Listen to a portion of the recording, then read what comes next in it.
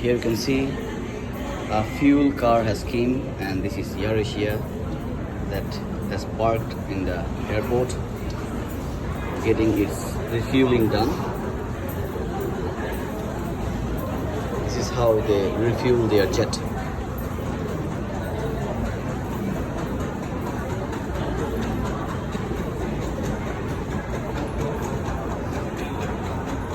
It's pretty easy for the airlines.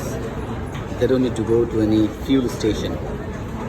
The mobile fuel station comes to them and they just get refueled.